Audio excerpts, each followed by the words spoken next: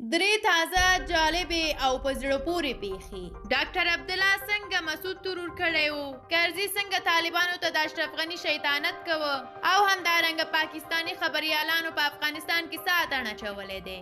ښه راغلاست لیدونکو، د دغې ویډیو کتل به تاسو ته ډېر ضرور وي، نو د ویډیو تر اخره زموږ سره اوسئ. لومړی به د ډاکټر عبدالله په اړه دغه خبر له تاسو سره شریک کړو.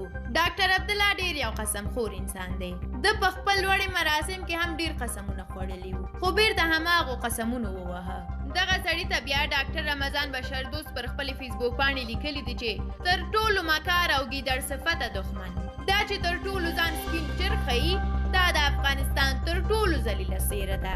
اول یې د مسعود د ترور دسیسه برابره کړه، بیا یې امریکایانو سره تړون امضا کړ چې تاسې عدلي او قضایي مسؤلیت لرئ.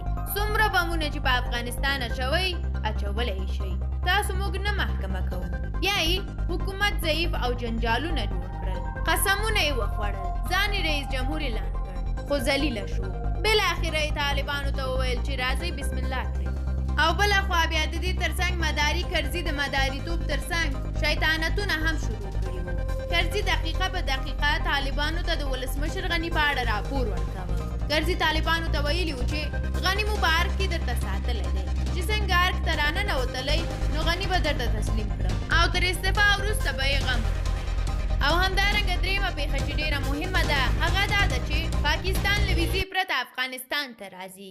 او په دې اړه بیا وږمه افغان پر خپلې فیسبوک پاڼې لیکلي دي چې وطنه زما تنه، د افغانستان نظام او حکومت سقوط دی، سفارتونه او ادارې تړلي دي. خو زه حیرانه یم چې دغو پاکستانیو خبریالانو زموږ د هیواد ویزې د کومه لاسته راوړي. اوس نو افغانستان د پاکستان 5مه صوبه جوړه شوې ده.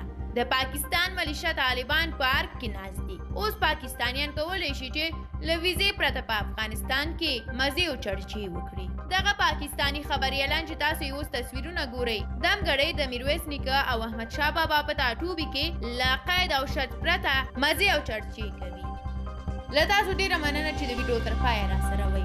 د پاکستانیانو د ویزو پرته افغانستان ته راتګ، د ګلمرجان یعنې د عبدالله او د کرزي د شیطانتونو په اړه که کوم نظر لرئ نو زموږ سره په کمنټ کې شریکولی شئ. د لا ډېرو ویډیوګانو د لیدو لپاره زموږ د یوټیوب چینل سبسکرایب هېر نه کړئ. تر بیا او بلې ویډیو